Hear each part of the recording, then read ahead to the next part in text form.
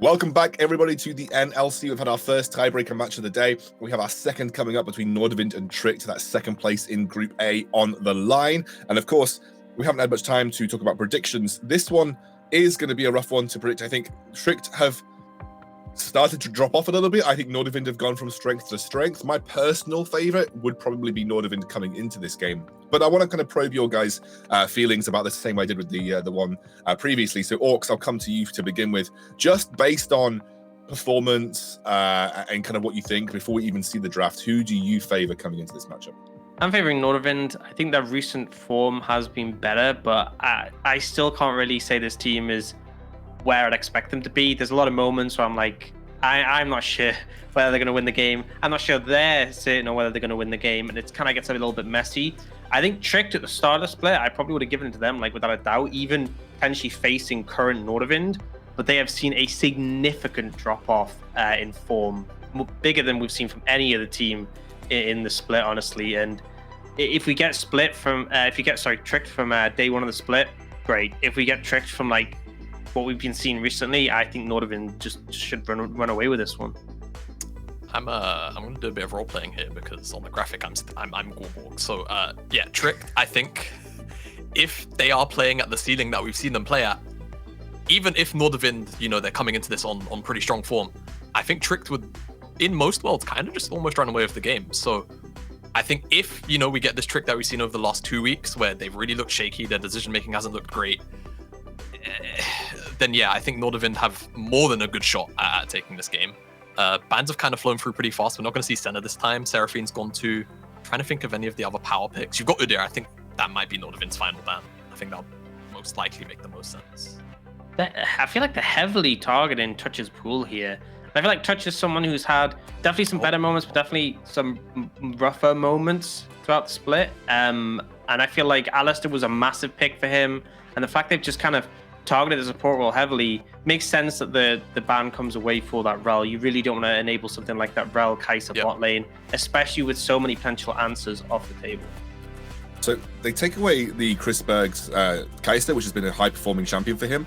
If you're Nordavind, could you just Azir Udyr, like this rotation? Like, could you just go Azir Udyr and feel like you've got a pretty strong, like, R1, R2? Yeah, that they actually want the Lilia more. I feel like Sharp, traditionally, as long as I've known about Sharp, has preferred Lilia since she's been in the meta, so not crazy surprised about it.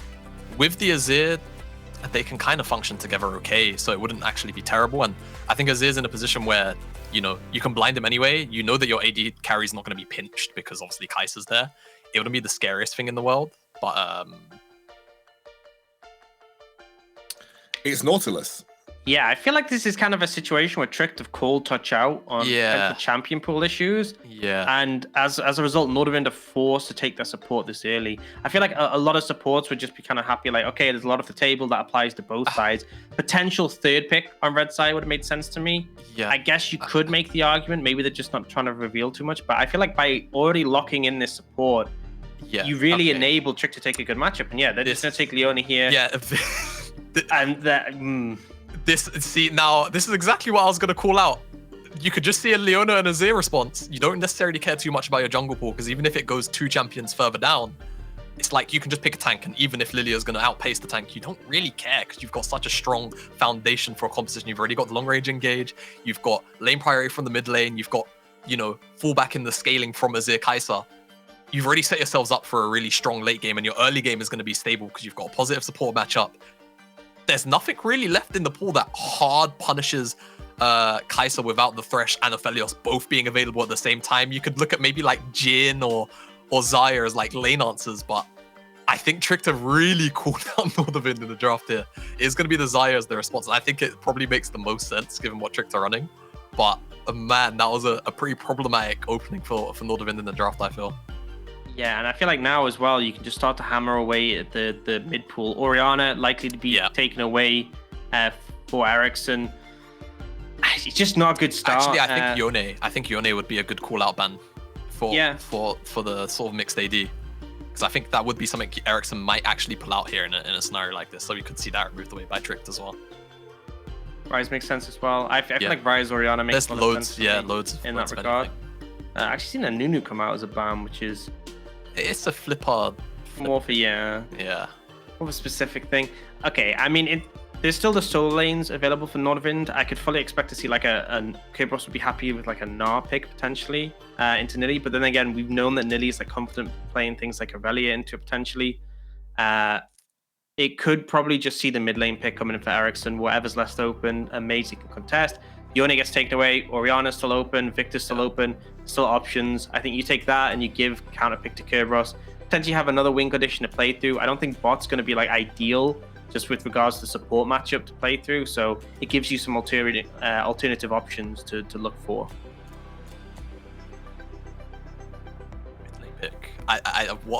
What's Ericsson gonna pull out? It has to just be some. Ooh.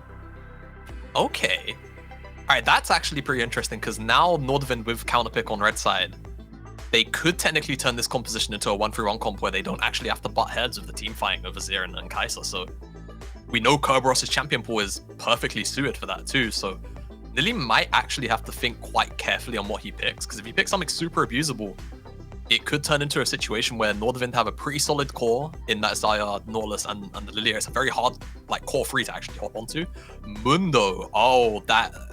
Okay, if it's Mundo jungle, it's more forgivable. I'm assuming it's Mundo jungle. Yeah. It can't be Mundo top. It can't be Mundo top. It cannot be Mundo top. It must be Mundo jungle, which we saw quite a bit at the start of the season when Sunfire was really strong. It kind of fell off, but potentially seeing a resurgence as he did get some buffs throughout the recent patches. I guess into like AP mid jungle. Yeah. It makes sense in terms of being able to deal with that. And I think Gangplank's fine in terms of something that's, it's not, I don't think it's going to have too many awful matchups. I think it's going to be able to handle almost anything that goes up against it. And now it comes down to what Kerberos wants. Yeah, see, I will always be an advocate for Gangplank, but I think the only issue is specifically into Curb. Curb has a pretty unique champion pool which could punish the Gangplank in ways where Tricked don't typically play against certain champions. And Ghost Flash Darius probably. Yeah. But we just get Camille. We can just get Camille anyway, which is obviously very standard. We know what Camille does. We know how she scales. It is still going to be on the to punish it early. Kerberos gets it banned against him relatively frequently as well. It is a champion that Kerb's kind of playstyle fits quite nicely. Kerb has often been the focus of the R5 pick for Nordavind as well. Like, it's just been, because as you said, he has a more aggressive playstyle. He is a kind of a guy that won't shy away from split push or 1v1 matchups. So, that's something that Nordavind are focused on here. But this is a rather wild draft from Nordavind, just in terms of what we're used to seeing from them. And I wonder if that call out onto touch has put a spanner in the works for Nordavind in that early draft phase, because I'm looking at Tricked and top jungle doesn't look particularly high tier, but mid bot looks very high tier. Like, you've got the Azir, you've got the Kai'Sa, you've got the Leona, all of which function really well. It's going to be an interesting game, guys. Very briefly before we hand over to casters, Orcs, what do you make of it? I can see you very pensively looking towards that draft. Yeah, I think Mundo is kind of the wild card here that I'm not really sure what to make of it. Gets pretty low in the early levels in terms of clear, but they can kind of get through that early game. I think the burden goes onto Nordavind. I think the 1-3-1 is not going to be easy to execute against the likes of Gangplank Azir. They can hold fine, but the dive in team fights has to be flawless, so they're just going to struggle. Yeah, my issue, sorry to cut you, Alexander, we want to go to casters. I think for the Nordavind side, it's like they don't really have hard winning lanes, and then they also, in a lot of places, technically get outscaled too. So I think Trick to set themselves up really well to have 3 lanes that they can realistically play through, and they all scale and necessarily outscale the Nordavind side. The only argument is like Camille Gangplank, but that's more execution than anything else. Well, I'm going to have to cut it there. We're going to have to go to Hip Rain and Trouble. Almost said Gulborg again. He just lives on. It's on your mind. Lives on. Even when he's not on the cast, he lives on. Hip Rain and Trouble. Going to hand it over for our second tiebreaker game. Thank you very much, Scandrel. Hello and welcome to the cast desk. Getting ready to go into this game. We're actually already in the game, so here we are. Tricked versus Nordavind, game number 2. Another tiebreaker before second or third. This is over in Group A though this time. Yeah, and it looks like, so I like something that Orc said again on the desk. He's like, if this is Tricked from the start of the season, I'll take it. If this is Nordavind, hurt. Okay, he's out. Oh, they're going to hit him with the Zenith Blade, but I think at this point he's away. Or Flipper on this Mundo jungle, most likely running the approach velocity. Pretty much all of them run that. Hit the axe, get some speed, and chase him down. Yeah, so again, if this is Nordavind from the end of the split, you should be scared. If this is Tricked from the start of the split, you should also be scared. But what I saw here from Tricked is like Comp Kingdom. They just absolutely smurf the draft. They pinch down touch to the point where he actually had to blind pick his support or he wouldn't have any choices. And this is a beautiful front to back that Trick has actually drafted. Oh, it's back to us. Hello, we're back. Do believe we have a pause. Not sure what it is, but we got a pause.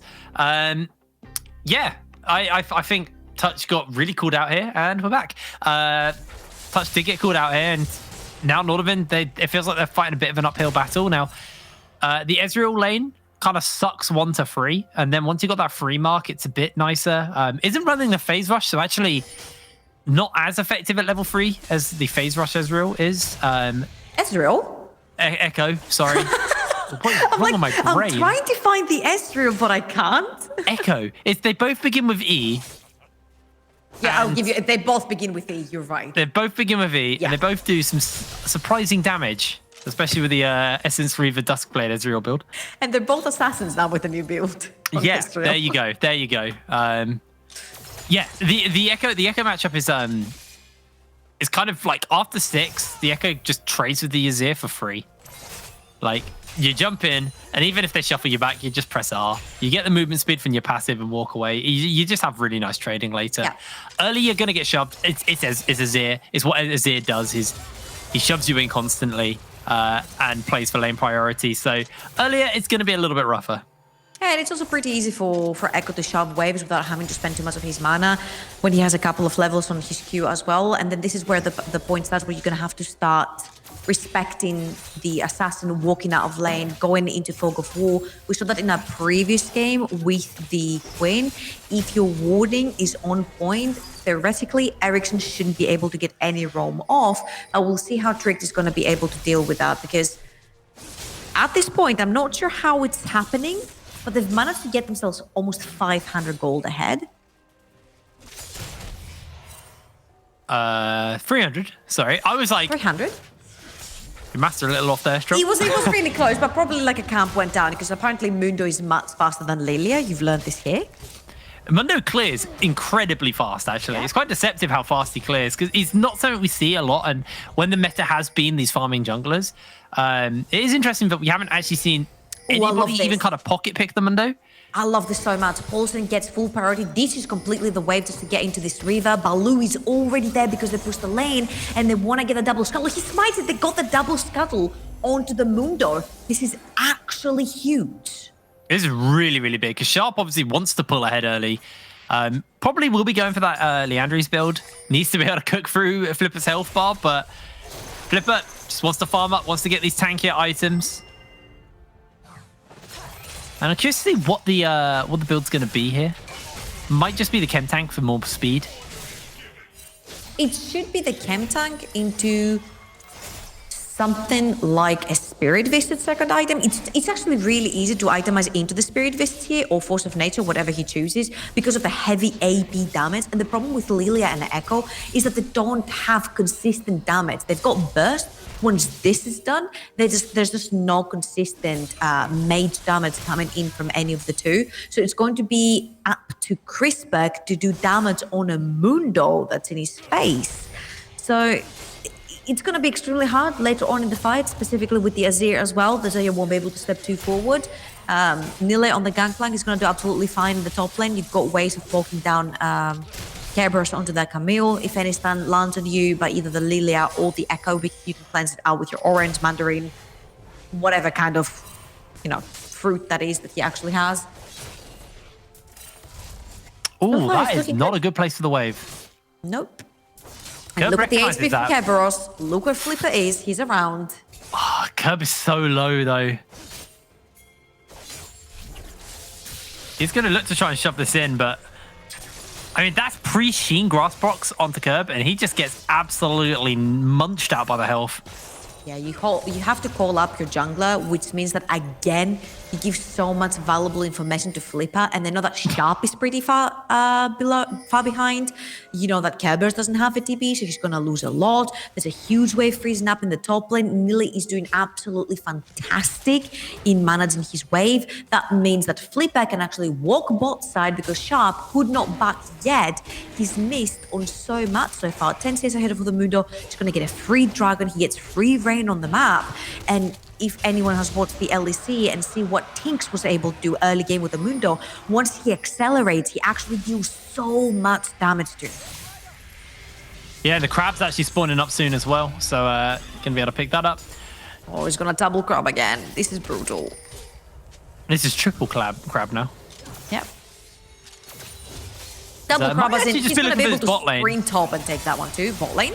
Has got the ulti, so can just heal up if needs be. And Chrisberg in the cannon barrage. His first blood for a chew. Touch is going to get out alive, though. Beautifully executed by Tricked. Again, Nile instantly level 6. They pull the trigger. They see that Chrisberg and Touch are overextending, trying to push the wave because they hadn't backed. They just went back in base to buy right now. Beautiful stuff by Tricked. They're playing onto the details, but they're playing the macro so well. Now you will see that Flipper not only gets the dragon, not only gets the crab, not only gets the gank down bot, which is successful and ends up in a kill, he's also getting to go from bot side to top side again. Will be able to focus onto Kerberos on the top side, has no TP. Yet again, they're just running them down. Way too much CC between the Leona and the slows from the cleaver. Kai'Sa jumps in. Done deal with Nila's ultimate as well. Oh, it's feeling a little rough already. Gold lead 1,200 right now. 1,100 actually between the two teams. But we're only 7 minutes in, so that's a nice lead to be able to get. If we can get a quick toggle of the actual gold individual, see where that gold lead is. It is a little bit in the top lane, a little bit in the jungle, a little bit in the mid, a little bit in the bot. It's spread out evenly, so not really building into any major items yet as we toggle back and see where we are in the item department. The Sheen is finished up onto Nili, so GP's full build. Verdant banner onto Pulson. I like that. You're playing into AP mid jungle, so just helps you with a bit of survivability versus those two. Look what's already happened on the map from Tricked. They get the dragon, and they instantly rotate their bot lane top side. And once they see, oh, this is absolutely genius. Once they see that the bot lane of Nordavind stays bot and not loses level 5, they actually take Baloo back to base and put him bot side so they can babysit Nile. That's exactly how a weak side should be played. Nile backs off until Baloo is around. They have absolutely full vision on Sharp. They know where he is. They could actually even try to get a kill here. Yeah, they use the lilting lullaby and everything, and Nili just cleanses it with the orange, but Baloo maybe going a little bit too ham here. Curb gets a bunch of damage into him in response, and Nordavind, Sharp gets chunked out pretty heavily, does have the smite to heal back up, and Chrisberg en route to get this first tower blood, although the plates are stacking up and Rift Herald's in the top side of the map, so this could be a real race for first Terra blood here. Nili's about to get that cannon barrage. It looks like Touch's wave is actually going to go too small, so first Terra blood will get picked up by Tricked in this top side. That gold is injected into Flipper, and it is injected into a Chew. Two members who are going to love this gold. Yep, your main tank and your main damage dealer right there. Kerberos has sneaked in. He doesn't have much mana, but he's been spotted, luckily for him. And look at that right now. Flipper gets a free reign inside Sharp's jungle yet again. He's 1,000 gold ahead, about 12, 13, more than that actually CS right now, ahead of his opponent jungler. This Mundo can actually go wherever he damn pleases this game. You said it. You said the line. I did. Yeah, I mean, Flipper's probably quite rich right now, and he's getting his 4th crab of the game. The 4th crab. No crabs for Sharp. Not a single one yet. He is fine dining right now.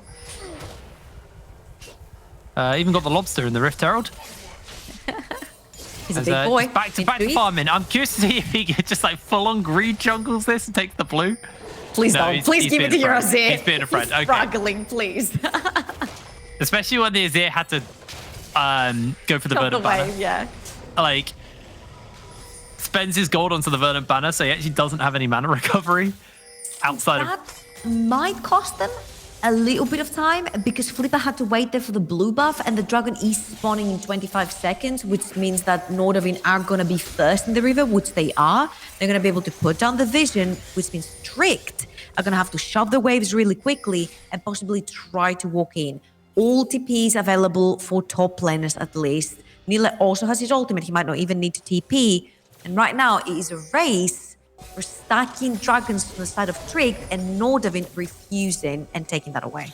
Now, this Drake is an Ocean Drake, and if you're Nordavind right now, that is a sigh of relief. You do not want to see an Ocean Soul on a Mundo. On Mundo?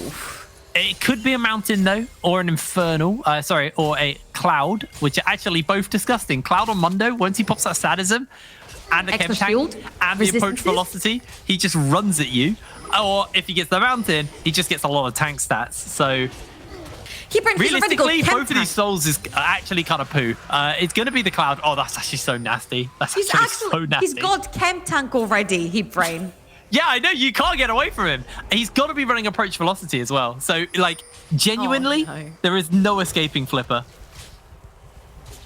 Double lane prior, mid bot, able to just enter in the jungle. They might be looking for a dive up in the top lane. I think they're looking for a dive. Here's the Solar Flare. That's going to be the Featherstorm already used. Baloo tanking the tower. Will take the depth charge as the teleport's coming in. And his Curb making his way over. Has that Hextech ultimatum, but the teleport also being answered out here by Nilly to make sure he's in the area. And double teleports burn from the side of Nordavind. Tricked. So well played. Paulson stays in the mid lane because Tricked instantly back off of that. They get crucial CDs right there. The Xayah ultimate, the Nautilus ultimate, and the second that the Nautilus ultimate hits the target that's tanking the tower, which that was Baloo, Baloo instantly walks out and Paulson is like, you know what? I'll take it. I'll take the plus 35 CS. I'll take the extra gold for the tower players that I just took 2 of in the mid lane. I'll take the solo experience because at the end of the day, it's all about team fighting versus these two, and Tricked has the better 5 versus 5. So the faster they get into their item breakpoint, the better it will be for them. That's 5 crabs, by the way. Flipper is honestly just farming up a real storm right now. That's one of those plays from Paulson where it's like, if you don't teleport and a fight goes back, you're like, why didn't you teleport?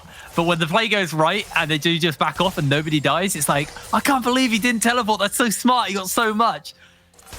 It was very clever because it was very respectful well. by Tricked, right? It's them knowing exactly how they're playing to their win conditions. They saw that they had to back off at this point. And in the next fight, if they do need some extra global help and Nila won't be able to teleport, he still has his ultimate to sort of assist there. And then you are 1 teleport up because your Azir didn't use it and you didn't lose anything on the map.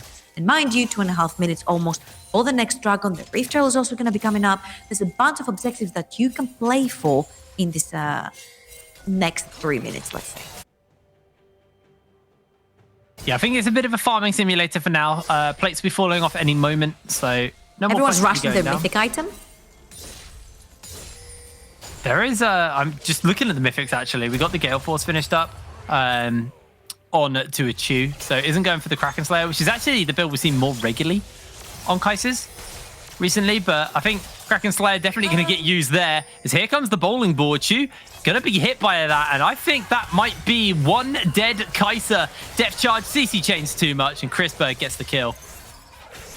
Yeah, that was actually nasty. Very well played from Nordavind. They managed to grab a kill on Crispberg. Remember, Crispberg is the carry. He's the star of Nordavind. He gets kills. He carries you to victory. Now, when it comes to Kai'Sa and Kraken Slayer versus Gale Force, because I've done an extensive research on it, due to the latest resurgence, let's say, of the tanks, the Kraken is just so freaking powerful because it's like AD into true damage, into AD, into AP. So in the span of 5 auto attacks, Kai'Sa does all 3 types of damage that exist in the game, which is extremely powerful and really hard to itemize against. But here, she's literally playing against full squishes and a semi-tank. And I'm only saying semi-tank for Nautilus because he's supporting. He won't be able to farm his items to get them as fast as a regular tank would.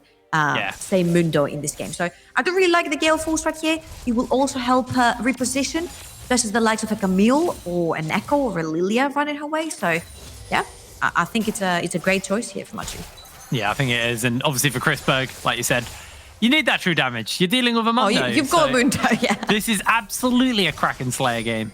Kerb's got his Triforce finished up as well. So, I mean, isolated a little bit later, Kerb will be able to deal with Flipper 1v1. But we're not at that point yet. And the problem is also Flipper is just so far ahead. That's 6 grabs now, by the way. 6th? Okay, I thought that was 5th. I'm like, that's a No, he took farm the 5th bot Mundo. lane a minute ago. Sorry, I'm keeping tabs of these crabs he's Yeah, getting. you should. He's taken every single one of them so far. Ooh, nice. So they chunk out Chrisberg. He can't walk back in. They're trying to bait his ultimate, actually, which is pretty huge. They're going to get a second bonk. Oh, they're actually just going in for the fight here. The Featherstorm's been laid down. Blue has to flash away. Kerb onto that flank as here comes the Lilting Lullaby. 2 members put to sleep. The Sadism's on and Flipper's healing up. He is just going straight back up. To the moon is the health bar. Ericsson's coming in onto the flank, looking for that phase dive. Gets the stun off, but he is getting absolutely minced. Has to use the chrono break back to safety. And another swirl seed just going to be narrowly avoided here. The Cloud Drake is up, and it looks like Tricked not willing to give this one up. Flipper has healed up a fair amount with that Sadism, but he is slowly getting poked out and chunked out. Okay, that was not the plan, Tricked. They tried so hard to bait Chrisberg's ultimate. So when they run back to the dragon, the Zarya cannot walk forward to try and contest. So it's pretty much a free dragon for them. But they overcommit underneath the tower that has not died yet. Nevertheless, it is a win scenario for them because they completely opened up mid lane. They got tier 1 and tier 2 back to back. That will help them a lot with the vision. That will help them a lot with invading these 2 rivers right and left on the rift. And Nordavind having to actually contest the vision and being scared walking into their own jungle. But again, there was no kill. They went over to Nordavind, Tricked again, backed off. They overextended a little bit, so they had to back off. They didn't contest for no reason. Again, that was all for Chrisberg's ultimate. Chrisberg held on it for dear life, used it at the perfect timing, got his team a dragon. Yeah, that dragon actually means that his ultimates are available a little bit more, so there's less of a window to punish him. He's got the cleanse, he's got the flash as well now, so Chrisberg will be a little bit harder to punish. And, you know, on this Zarya, kind of silently getting into the game, down a little bit of farm compared to a Tube, but got the staying kill participation. Nearly level 10 on the Gangplank, so closing in on level 2 on to that Cannon Barrage. And with the Essence Reaver, with this double longsword, this wave will go down fairly quickly as he is able to pop most of it and make his way to safety. Sharp's coming in, nearly able to dodge away on that swirl seed. He's fine. Nila has been so great at respecting the side of the map that he's playing at. Nordavind, Tricked has been extremely brutal. Oh, I think Touch is in trouble here. Poulsen gonna send the soldiers forward. The Feathers come back, but Flipper able to cook him. I was about to say, Tricked is like extremely good at punishing the side of the map that they're really strong at. They knew that Sharp is on the top side of the map towards Nila, so they just emptied the entire jungle of Sharp. And I think Nila should technically be fine. Kerb, Nili's just gonna solo kill him. The weak side king. 3 members top side. He gets a solo kill. Oh, that really sucks for Nordavind. Nile has done a stellar job so far. I was about to say, like, he's done a stellar job surviving. Can he survive that? Does have the orange available and that grass proc. Wow, okay, cool. Just take I don't know how much health he took there. He took a lot. Let's have a little look at that again, though. Oh, this is actually they do manage to catch Tatch in the top lane, instantly punishing a flashless Nautilus. That's a really good catch right there. They pushed mid, they were pushing bot at the same time. And because 2 lanes at once were falling for the side of Nordavind, Kerberos felt like he had to make a play. Little did he know that the Essence Reaver, Nile, does not need his mythic item to do a lot of damage. Not only do they punish that, they get mid, they get full push in the mid, they get a full push in the bot lane, they get tier 2 bot lane, and right now they will be able to slowly but surely choke Nordavind off of vision. So far, Nordavind is able to keep vision in the 2 quadrants, but with no towers available, it's going to be extremely dangerous to walk forward. Yeah, it's going to be really, really dangerous. Now, we're 20 minutes into the game. Speaking of danger, Achu, actually might be Ericsson who's in danger, although Achu's got 3 members coming in, able to dodge on that swirl seed thanks to the minion. Get behind me, Mr. President. And Achu, able to hold on to this. Hasn't actually got anyone in the area, so this is very, very greedy positioning by Achu. He has flash, he has heal. Hopefully, if he overextends, he'll be able to burn one or two of his summoners to get away. He has ultimate as well. He'll be fine. The reason why Achu is actually fine is because Flipper and Baloo were seen in the jungle on wards because they literally cleaned the entire jungle off of any Nordavind vision. And now they've also started the Baron. Both top laners, TP available. Yeah, Sharp's going to figure this one out. He jumps over the wall into the pit and flashes back out. Sharp didn't expect that to be going down. Now the hook's going to land on 2-1, but Chrisberg dodging out on the solar flare with the Feather Storm. Takes a lot of damage on the back end, and here's Shu goes. Gets himself the kill thanks to the Collector. It's a double kill onto your Kaiser, and Tricked. How do you like that? They're going to get themselves a lovely couple of kills, and their 7th crab. All on Flipper again. So yeah, there is still Smite. I don't see a world where Lilia walks into that pit at all, especially with Azir ultimate available. It's just not possible. Curb actually baited out the Emperor's Divide there, but I think it was more for the Lilia to make sure that he can't get in. But if you can push away the Camille as well, that's a win. Let's have a look at that pick again, because just that was brutal Chrisberg. towards Sharp. Is like, let me check. Oh wait, they're actually in the pit. I think that was a little bit of an oopsie from Sharp right there to get in because he loses his flash. And then Baloo goes in. They instantly burn Chrisberg's ultimate. And once this is done, Achu gets the green light to go in and assassinate really quickly Nordavind's bot lane, who has been actually struggling quite a bit into this game. So they get the 7th grab, as you mentioned. They get 2 kills onto the Kai'Sa. They grab the Baron. They grab Soul Point, completely uncontested. And here we come back to the point where every time Tricked pressured the map, it resulted in a tower, which resulted in vision, which resulted in every single objective that we've seen so far, and they take with those. Oh, this is I don't know what that was. I'm making noises. Tricks are just going to look to pressure in. We're very early into this game already. Actually, as far as time goes, it's only just over 20 minutes. And 2 members of bot side from Nordavind, but Lilia? they're dealing with a Baron wave in their bot side. Lilia is down. This is a good trade if I were you, Nordavind. He just used the Lilia ult, so there's no chance of any sort of meaningful engage. You've got Gangplank ultimate to completely destroy any wave that the Echo and Camille are going to use. You're losing 2 inhibitors for a potential inhibited tower? Yeah, you're not even getting the tower. You're getting tier 2 tower and backing off. Cannon Barrage completely shut down what Nordavind were looking to do there.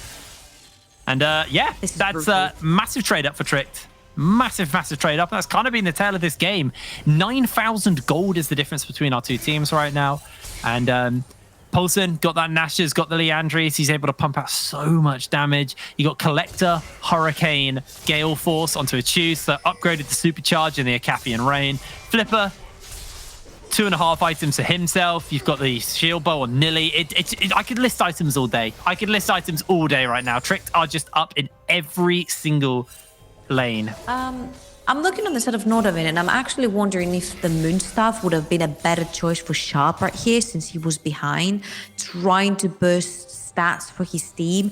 Could have been quite a little bit more useful rather than the Leandris. I don't think with the Leandris you can tax the Mundo anyway, together with the Echo. Yeah. Again, the AP damage that these 2 champions do is pretty much bursty. It's not very consistent for it to be considered for Mundo to be scared of. And his second item is going to be Spirit Visits anyway. We said it because it's against 2 AP champions. So I think in a world where these 2 junglers were equal, I wouldn't mind the Leandris. Yeah, but I think I you're right. Because you're behind, I think the Leandris is... the Moonstone is the better build here. That barrel did a lot of damage, by the way, and I think that was what probably stopped Nordavind from stepping forward. Oh, no. Crit Ink's going to come in. Flipper has got the sleep on him, but Munda goes where he pleases, and that tower's going down. The last inhibitor's going to fall. There's only 2 towers left in this game, and Tricked, this is still a very young game.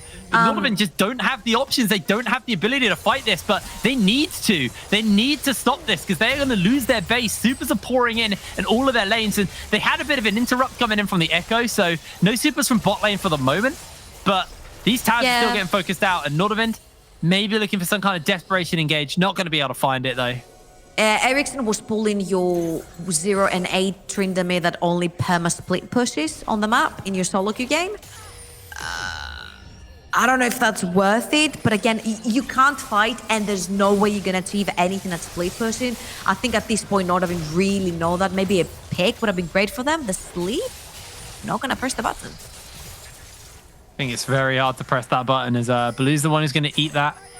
Waves getting pushed in both top and bot. Mid lane will also be crashing around the same time. So this is going to be 6 supers now. They've been able to deal with one wave at a time, but let's see how they deal with all of these waves at once. Making their way into the base of Nordavind. Once again, Blue makes sure that Swirl Seed goes down.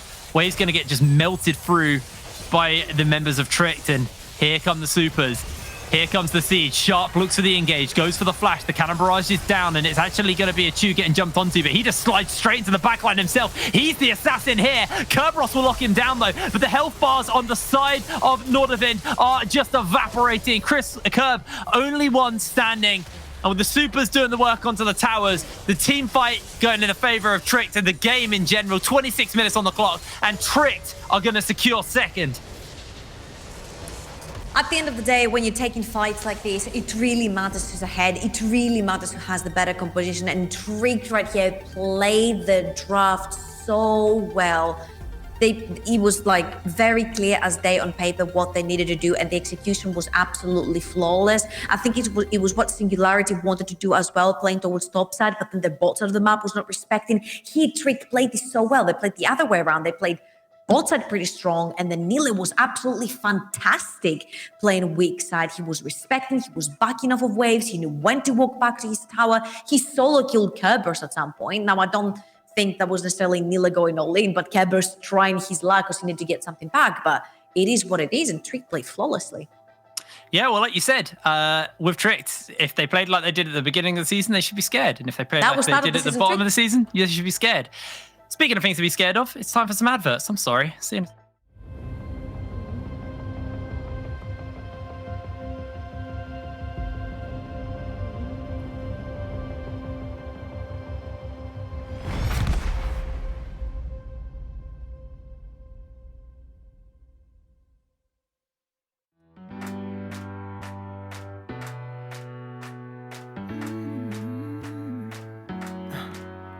Am I wasting time?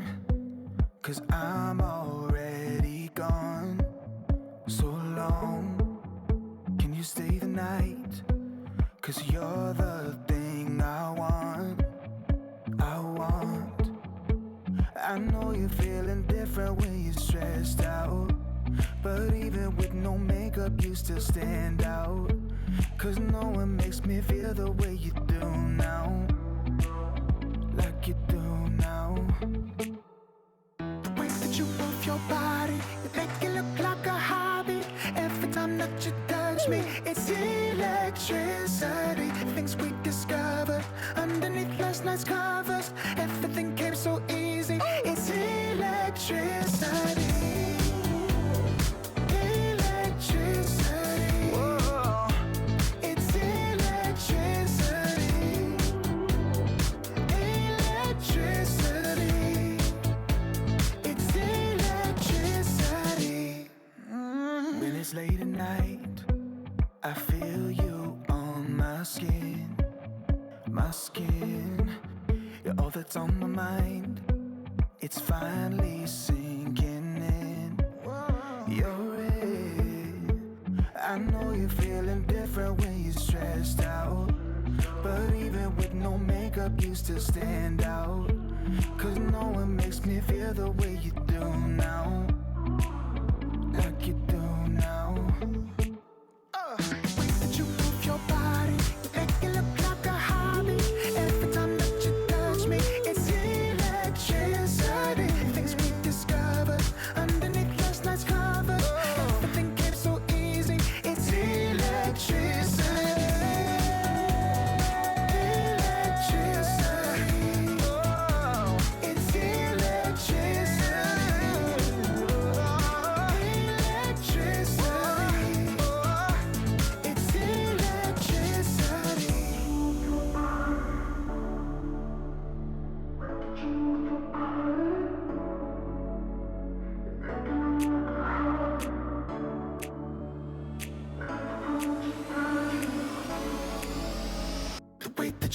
your body, you make it look like a hobby. Every time that you touch me, it's electricity.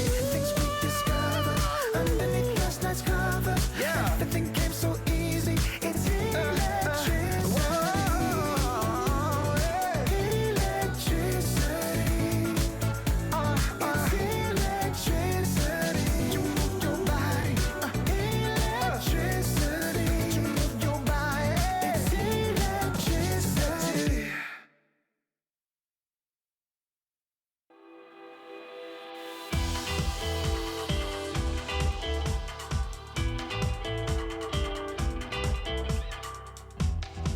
We fall so hard to tend the gardens for strong and lonely hearts.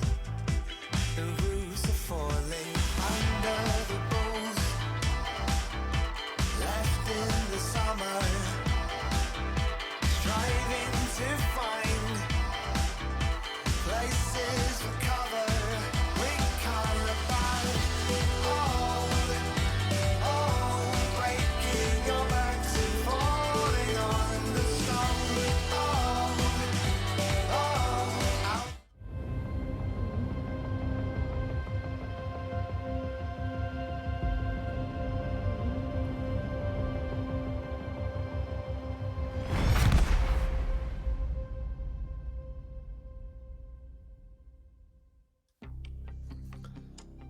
Welcome back, everybody, to the NLC, and this time round, it was Trick that beat out Nordavind. Nordavind came in with an interesting draft, and you guys had raised your questions about it, and they weren't able to execute on it. And it specifically was, I think realistically, what you said, Jamada, they fell behind a little bit in lane, and then they were never really able to get themselves either into a split push win condition or even compete in the team fights versus Nordavind.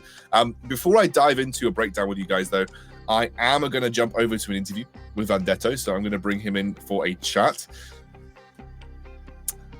Vendetto, hi, how are you? Hi, I'm good. What about you? So, yeah, I'm doing okay, thank you, mate. I'm doing okay. Obviously, this is a big win for you guys. It secures your second place in Group A. You had a very, very pointed draft strategy. In the first 3 bans specifically, looked like you were taking a big swipe at touch. Is that something that you kind of like researched and thought this is the best way to kind of tear Nordavind apart?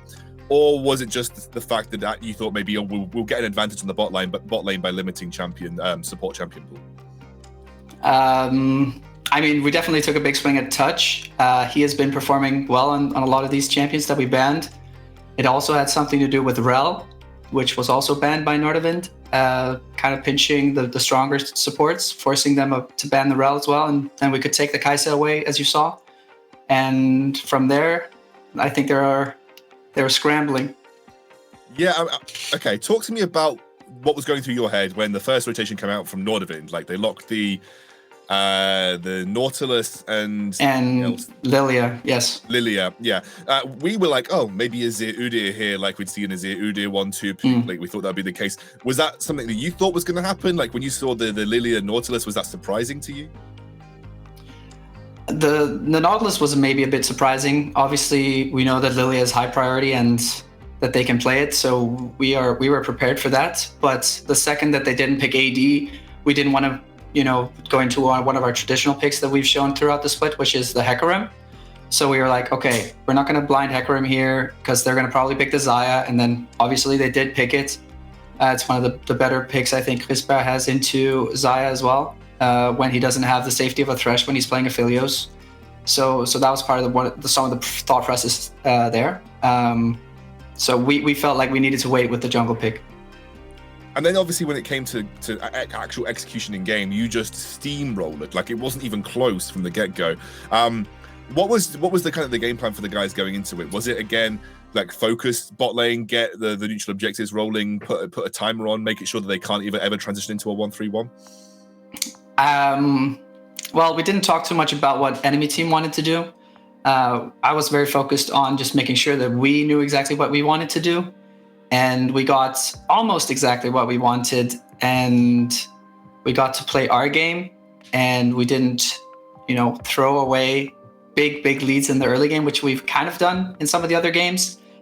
We were kind of on a loss streak right now, so I'm extremely happy with our performance.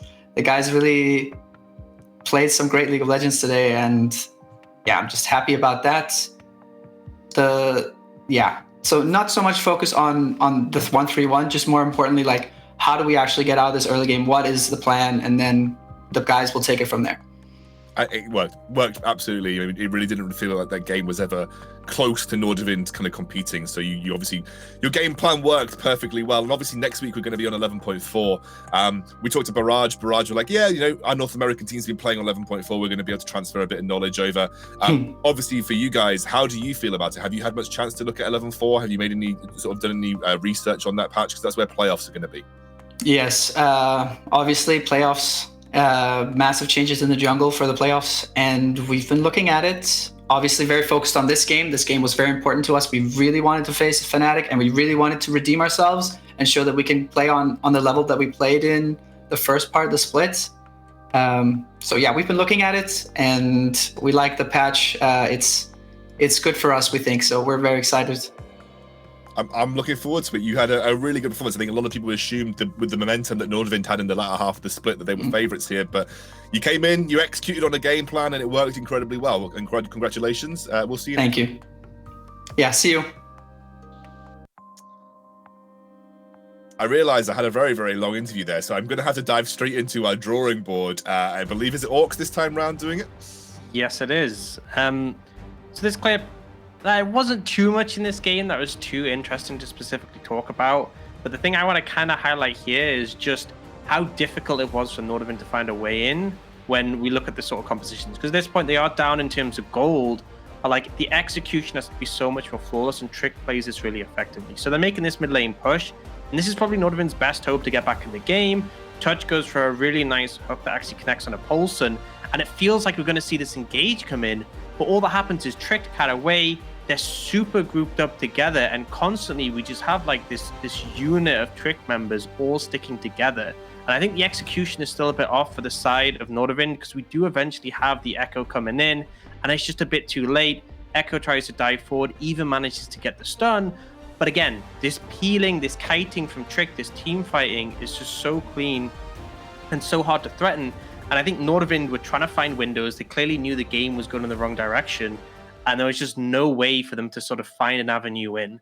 I think Nordavind went into that game with worse tools to Trick, but also a lot of misexecution got to that point, because, you know, if Ericsson had been there sooner, if the sort of engages had been layered at the same time, that could have been their way back in the game. Yeah, I think when you've got two champions like Camille and Echo that realistically need flank angles at the correct time, and then you have to deal with so many strong peel tools that Trick actually had, you know, Emperor's Divide, you have just literally almost every champion just has a very strong defensive ultimate to actually not die to those kind of dives. So it just put Nordavind in such a hole, I think, when you have to find specific timings, which are just so difficult, especially when Trick to play it correctly and they just sort of stick together in this sort of protect the president-esque kind of formation. Yeah, well, anyway, we have one more tiebreaker game coming your way. It is a Granite versus Godsend. It will be probably one of the most important... okay, goodbye. It'll probably be one of the most important games that we'll have today. It is obviously going to be that final spot for playoffs. We'll see you very soon.